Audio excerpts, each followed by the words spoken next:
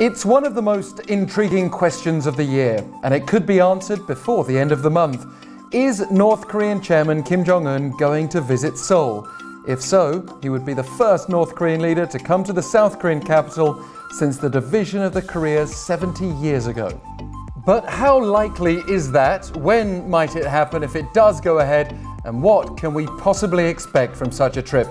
I'm Alex Jensen, answering those questions for Korea Now's K-News Today.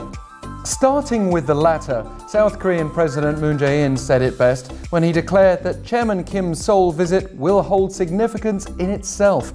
Moon was the one, remember, who secured the promise from Kim to visit the South Korean capital when they met in Pyongyang in September.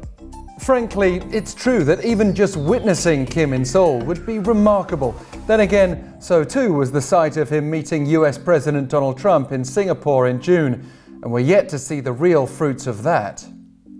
But Moon went further.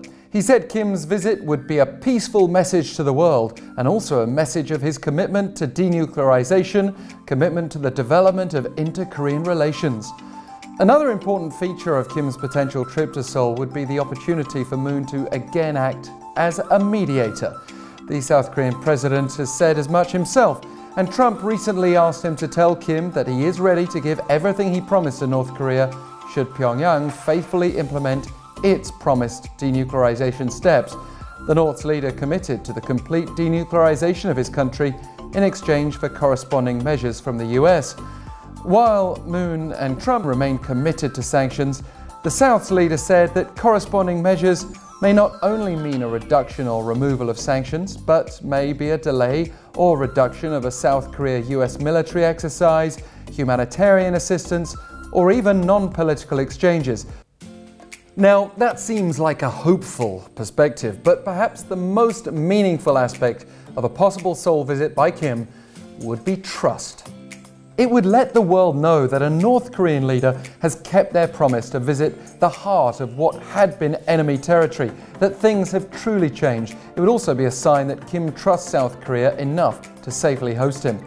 And trust is arguably the basis of meaningful progress in any relationship. On to the timing of such a trip. Presuming for a moment that Chairman Kim is going to fulfill his promise. His vow back in September was that he would come to South Korea's capital at an early date. Moon said that meant within 2018. The thinking had been that Kim would first meet Trump for their second summit, and then that would pave the way for his Seoul visit and a possible wave of inter-Korean cooperation.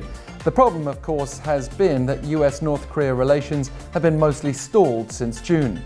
On a positive note, when Moon and Trump met in Argentina for the recent G20 summit, they agreed that it wouldn't be a problem if Kim were to visit Seoul before he holds his next talks with Trump, which is expected around January or February.